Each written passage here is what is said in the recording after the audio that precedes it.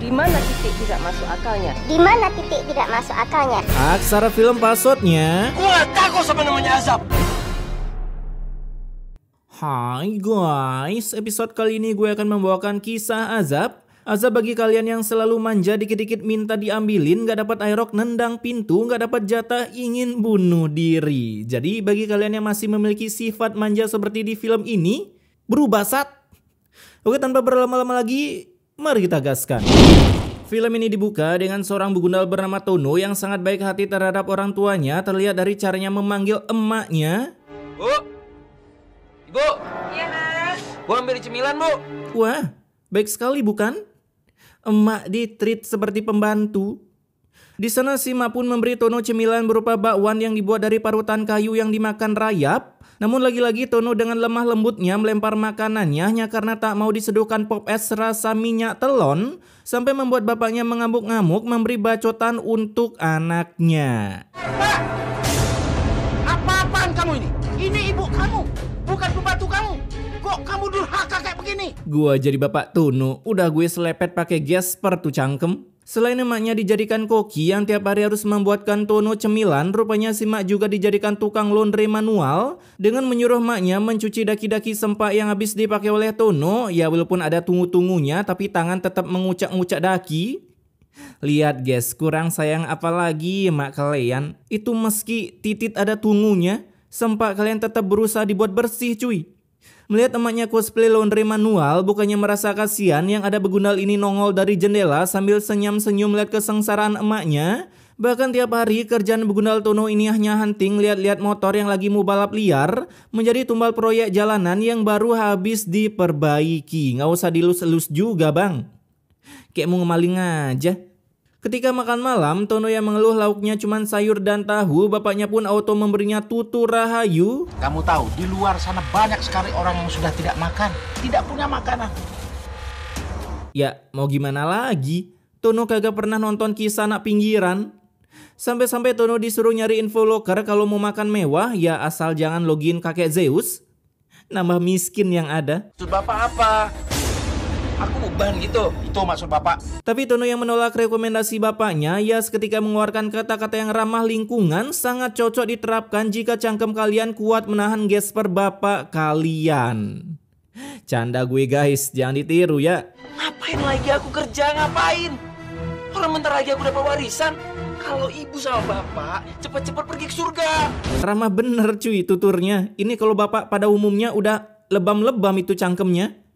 Keesokan harinya saat emak Tono berjualan sayur depan rumah, Tono yang melihat emaknya begitu kucel padahal good looking sewaktu muda katanya. Lagi-lagi ia pun keluar dan tanpa malu ngebacot di depan orang banyak. Ibu, kenapa sih ibu mau nikah sama bapak? Ibu itu kan cantik. Kenapa nggak milih laki-laki yang kaya daripada bapak? Pertanyaan macam apa ini? Kalau emaknya kagak nikah sama bapaknya, lu kagak tercipta nyet. Bentar, jangan-jangan ini emaknya bikin sama orang lain ya? Curiga gua, sifat anaknya kagak ada yang mencerminkan orang tuanya. Di sisi lain bapak Tono sebut saja Pak Ali, ia pun kedatangan temannya setelah sekian abad menghilang dari line. Pak Ali kok masih kerja saja? Karena saya tidak punya uang. Ya kerjalah pak. Dimana merasa kasihan melihat Ali yang kerjanya sebagai builder sawah tiap hari mencangkul tanpa mendapatkan bantuan bansos, ia pun sampai diberikan giveaway hitung-hitung GB pahala. Ini kayak apa? Bistik daging sapi. Anjas, bistik daging sapi. Elit sekali pemberiannya ya, gua kira nasi ayam Prambanan. Melihat makanannya begitu mantap, beliau bukannya menyantap makanan tersebut sendirian sambil bikin story di Instagram, bistik dulu bosku. Yang ada ia lebih memilih membawa pulang makanan tersebut untuk dibagi, apalagi kebetulan saat di rumah si Tono tak mau makan akibat lauknya lagi-lagi tahu dan tempe. Tapi setelah melihat bapaknya pulang-pulang bawa bistik, Waduh, rezeki anak soleh nih. anak soleh. Tono pun bukannya membagi makanan itu, melainkan makan dengan sendirinya, sedangkan orang tuanya makan dengan lauk seadanya seperti tahu dan tempe. Ya walaupun wajah bapaknya kagak ikhlas sih. Seakan-akan mau bilang, tahu gitu gue makan sendiri aja tadi di sawah. Pagi harinya si bapak yang udah kerja keras akhirnya bisa menabung uang yang cukup banyak untuk diberikan ke istrinya. Sweet kali bapak ini. Ya elah, si Tono pakai ciluk bas segala. Udah pasti kagak aman itu uang. Ketika bapaknya keluar mau OTW ngarit, Tono pun meminta dibawakan bistik lagi. Tapi karena tahu harga bistik lumayan mahal, si bapak pun bodo amat dan langsung mengegas motor peninggalan Belandanya. Sampai-sampai Mak Tono terpaksa memberinya upah jajan senilai 50.000 agar Tono tak menendang pintu. Nih, Kok cuma segini sih, Bu? Buset, 50.000 mah udah dapat paket hemat di KFC, Bang. Nah, merasa uangnya kurang, dengan full senyum Tono pun diam-diam langsung masuk ke kamar emaknya untuk mencari uang yang diberikan bapaknya. Alhasil dengan indera penciuman seperti anjing, Tono pun berhasil menilep seluruh uang emaknya yang lalu dipakai untuk healing sekaligus menraktir teman-teman di tongkrongannya dengan harapan Tono bisa dianggap sebagai orang kaya. Ya elah, gitu amat dah tongkrongan. Dengan begini, aku tentu akan bisa dihormati sama teman-teman aku. Dan mereka akan menganggap kalau aku memang orang yang punya banyak uang. Orang asli berduit mah ngindarin banget dinilai banyak uang sama temen. Takut dipinjamin cuy. Nih lihat nih. Canggih nggak nih? Nggak ada tombol kembalinya. Semuanya layar. Gua bingung, ini di sana lagi tahun berapa sih? Lihat HP Android full screen pada bagong. Di sisi lain Emak Tono yang sadar uangnya dicuri, ia pun melakukan ibadah dengan harapan anaknya bisa dikutuk jadi batu. Nggak dong, kejem kali. Namun Tono yang sepulang nongki melihat emaknya sholat. Biarin aja orang-orang tua itu berdoa sesuka hatinya. Nanti juga mereka sadar kalau yang mereka lakukan itu sia-sia. Malah cosplay Dajjal. Bahkan setelah Tono tahu temannya punya HP baru dan mahal, saat emaknya tidur, Begundal ini kembali diam-diam masuk kamar emaknya dan kembali melakukan pengunboxingan dengan mencari-cari sisa duit bapaknya. Cuma segini, gak akan cukup beli handphone. Tapi karena bapaknya terlalu kismin, Tono pun dengan geblek bin Bahlulnya kembali meraba-raba lemari sampai menemukan perhiasan milik emaknya sewaktu mau dilamar oleh Denles saat masih muda untuk dijual. Amit-amit ya Tuhan, jauhkan gua dari sifat anak seperti ini. Keesokan harinya, si bapak yang baru aja mereview isi dompetnya, ia pun seketika bagong melihat isinya kosong. Alhasil setelah mengingat kalau kemarin gak ada kedangdutan with my friend, Pak Ali pun jadi yakin kalau uangnya hilang karena Begundal anaknya. Bu, periksa barang-barang ibu, Bu. Apalagi setelah simak mengunboxing lemarinya, ia pun ikutan bagong karena cincin pemberian Pangeran Denles telah lenyap ditilep bagaikan orang-orang yang merugikan negara. Acuaks. Ini mereka pas kecil ngedidik anak gimana dah? Gedenya full beban keluarga. Nah, di tempat Tono, ia pun mulai mengcek out AP di sebuah konter peninggalan Majapahit, tapi berusaha hendak pamer. Mas, gimana sih? Ini duitnya kurang, Mas. Gimana sih? Mau beli handphone duitnya kurang. Pentingnya belanja lihat harga dulu, Bang, baru beli. Alhasil saat pulang, ia kembali ngedumel seperti orang stres yang gagal nyalon dengan mengunboxing seisi rumah. Ya elah, rumah udah kagak ada apa-apa, pakai di unboxing. Bahkan saat ketemu maknya, Tono kembali meminta uang dan belak-belakan bilang kalau ia mau beli HP demi pamer ke teman-temannya. Kayaknya bisnis jasa sewa iPhone lumayan gacor sih di sini. Hingga akibat emaknya nggak bisa menuhin keinginan Tono, keluarlah ucapan yang hanya bisa dilakukan oleh orang yang memiliki mental setebal baja tapi otak nol. Ibu tuh benar-benar gak guna ya buat aku ya. Kenapa sih, Bu? Aku harus lahir dari ibu miskin kayak ibu kayak gini, ha? Gak usah ditiru ya guys ya kata-katanya. Dan tak berselang lama keluarlah sebuah efek editan sang editor berkelas berupa petir yang menyambar dan juga angin topan yang masuk ke dalam rumah. Angin topan masuk ke dalam rumah cuy. Dimana setelah efek tersebut selesai, barulah otak Tono bisa berpikir jernih dengan mencari uang yang halal demi bisa membeli HP. Halo Yuli, mama kamu masih cari pembantu kan? Nah gitu dong, kerja cuy biar bisa beli HP. A few moments later. Ini sekarang ibu ikut aku, cari duit yang banyak, ayo. Namun rupanya perkiraan gua salah. Gua kira Tono mau kerja jadi pembantu cuy. Karena dengan memaksa maknya mengajak si mak ke rumah temannya, si Tono langsung terang-terangan bilang ke ibu temannya kalau ia sudah membawakan seseorang yang cocok jadi pengurut daki-daki kuman di rumah tersebut. Sampai Mak Tono jadi sadar kalau ia ingin didonasikan oleh anaknya sebagai builder pembantu yang siap menyikat kuman-kuman dan sempak berbau terasi. Baru kali ini aku lihat Karta senyumnya lebar kayak begitu. Kok perasaanku gak enak. Nah, saat emaknya dibawa masuk ke dalam rumah, Tono pun mencoba merubah mindset emaknya dengan kata-kata kegeblegannya. Kalau ibu ngerjain ini semua di rumah gak akan dibayar. Kalau di sini kan dibayar. Iya juga sih. Info loker dong bang, yang rebahannya dibayar. Soalnya gua rebahan di rumah kagak dibayar-bayar. Walaupun mendengar tutur kebacotan dari Cangkem Tono, rupanya tak merubah mindset emaknya karena bagi emaknya bersih-bersih di rumah adalah sebuah kewajiban, tanggung jawab jika sudah berumah tangga dan bukan sesuatu yang harus dibayar, tapi kalau dikasih nggak apa-apa. Sehingga mendengar itu, Tono mencoba kembali meracuni pikiran emaknya. Ya jangan lah bu, ibu nggak bisa memenuhi kebutuhan anaknya. Orang tua macam apa coba? Alhasil demi memenuhi kebutuhan anaknya dari hasil menjadi builder pembantu, si mak pun dengan terpaksa mengambil kemoceng dan mulai membersihkan dapur. Bahkan selesai dari dapur, kini si mak mulai menyikat habis kuman-kuman yang menempel di lantai kamar mandi, termasuk para zigot yang tak dianggap. Zigot nggak tuh? Sedangkan untuk begundal Tono, ia sudah bisa menikmati gimana rasanya punya HP Elite meski perut terasa sembelit karena nahan lapar. Foto dulu. Asik, mau pamer HP apa pamer uang bang? Bahkan saking gebleknya Tono, ia pun sampai membuat instastory secara brutal dengan maju ke tengah jalan dan spam foto sana sini demi membuktikan ke teman-temannya seberapa kaya dirinya. Seru kali cuy punya teman kayak Tono, tinggal nunggu jadi gembel aja. Nah malam harinya sepulang Pak Ali ngarit, ia pun sudah mendapati rumahnya kosong dan gelap seperti warna Pragos. Di mana beroja menyalakan lampu, ia pun begitu kaget menemukan istrinya tepar di lantai yang ketika dibangunkan. Dengan anehnya ini mak tak cerita kalau si Tono telah memberikan info loker sebagai pembantu ke suaminya. Ya biasalah, emak selalu ngelindungin kita cuy. Bahkan di sana mereka hanya bisa berdoa tentang kebegundalan Tono agar segera bisa tobat supaya film ini cepat selesai. Mata gue kagak tahan cuy. Kemudian besoknya saat si bapak berangkat buat ngarit, ternyata motornya udah dipreteli oleh Tono agar si bapak bisa cepat wasted dan Tono bisa menjual warisannya. Geblek emang.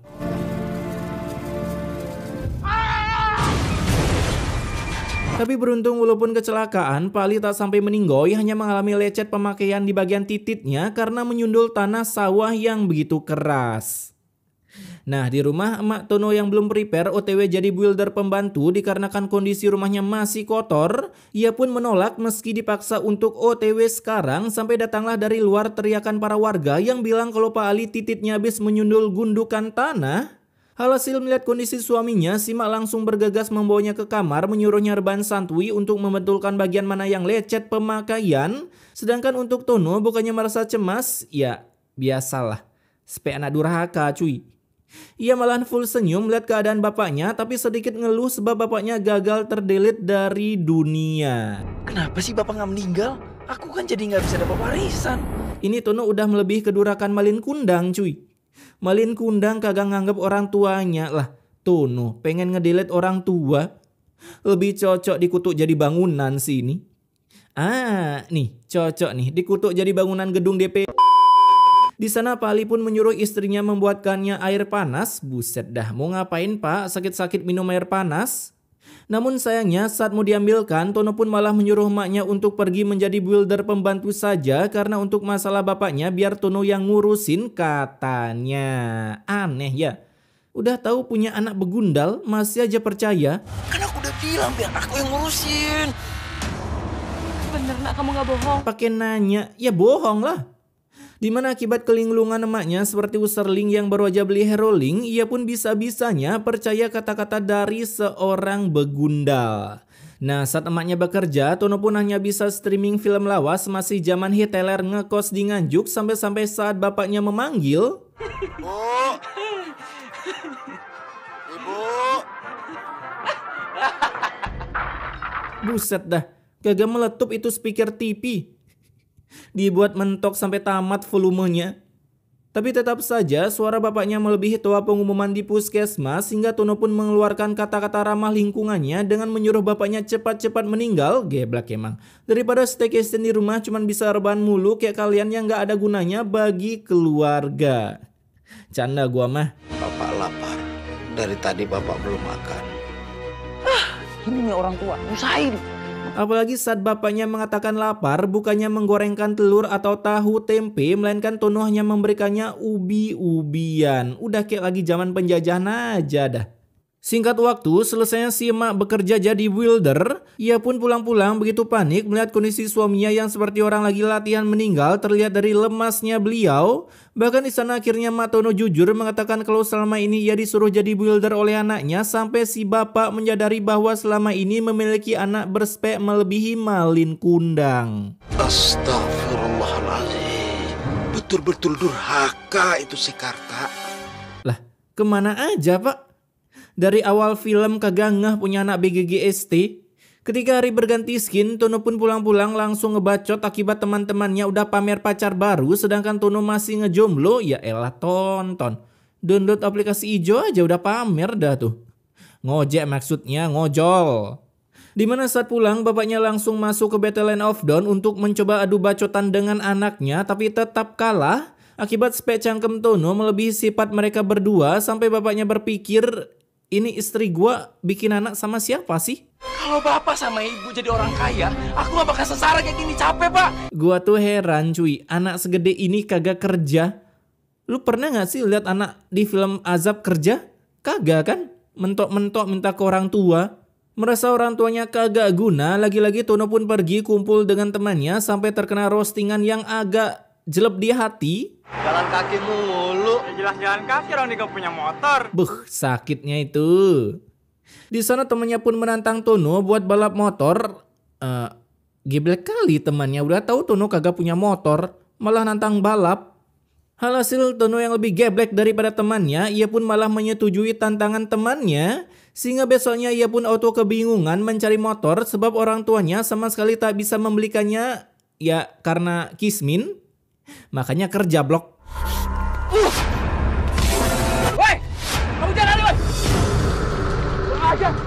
Hidup lagi panik-paniknya temen nantangin balap. Malah simulasi balapan dulu pakai kaki. Setelah berhasil lolos dari kejaran builder, teman gak gunanya ini pun datang ke rumah untuk persiapan balapan dengan Tono. Dimana Tono dengan sombongnya bilang kalau motornya lagi diservis di dealer Bugatti. Asik, Bugatti. Meskipun teman-temannya udah tahu kalau Tono memang tak punya motor. Kamu gak punya motor kan? Kalau miskin ngaku aja, Kar. Denger tuh, wahai para barudak yang suka flexing di sosial media tapi ekonomi BPJS. Gaya hidup tuh sesuai isi dompet cuy. Bukan isi dompet yang menyesuaikan gaya hidup. Karena kemiskinan Tono, kini teman-temannya jadi tak mau bergaul lagi dengannya. Bahkan untuk terlihat edon, sekarang Tono malah berusaha menjual rumah satu-satunya yang orang tuanya miliki. Dimana setelah berhasil mendapatkan sertifikat rumah, Tono langsung menyeret emaknya mengajak ke penjual rumah seorang sultan di kampung bernama Pak Wisnu. Isik, gua OTW jadi sultan cuy. Dan meskipun kondisi sedang hujan, si Tono tetap memaksa emaknya OTW menjual rumah sampai si mak memberikan sebuah kebenaran. Kamu gak bisa jual rumah kalau gak ada tanda tangan ibu dan bapak. Bener juga. Gebleknya mengalir kayak pipa rucika. Udah gadein aja bang, bisa itu. Setelah otak Tono sedikit ngeblank mendengar persyaratan kalau mau menjual rumah butuh tanda tangan, kini sebuah sambaran kilat siap langsung menerjang Tono. Hasil dari aliran listrik yang terlihat sudah dipastikan nyawa Tono sudah melayang ke surga, ke neraka. Karena saat bapaknya datang-datang, si mak sudah kuburu bilang inna ilahi. Akhirnya pak, si beban keluarga kedelai juga dari dunia. Anak saya ini memang agak keterlaluan. Bukannya sedih, malah ngerosting anaknya sendiri.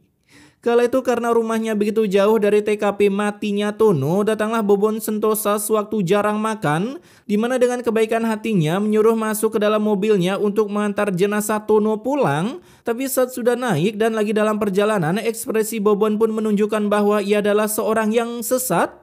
Pemuda tersesat cuy. Karena bisa-bisanya orang lagi kena musibah, mereka malah tiba-tiba mengusir orang tua Tono dari dalam mobil, sedangkan jenazah Tono langsung dibawa kabur. Lah, bagus dong, nggak perlu repot-repot nguburin. Bentar lagi kita akan kaya. Buset, jenazah pun bisa dijual di sini ya. Namun baru aja berbuat sebuah kebegundalan, apaan suspek intel itu pun tiba-tiba hilang kendali dan menabrak sebuah pohon tomat sampai mobil itu berasap mengeluarkan api. Hingga sekarang bukan cuma Tono yang wasted, melainkan Bobon bersama temannya ikutan wasted mati terpanggang dengan proses pemakaman beda server, yaitu di Aben.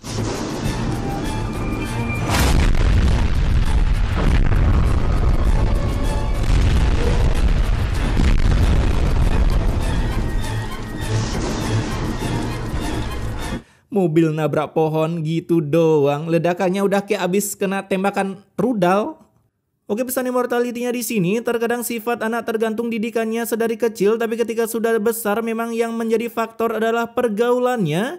Tapi selagi dari kecil kita bisa mendidiknya untuk jangan manja, ya setidaknya tahu takutlah sama orang tua dari kecil.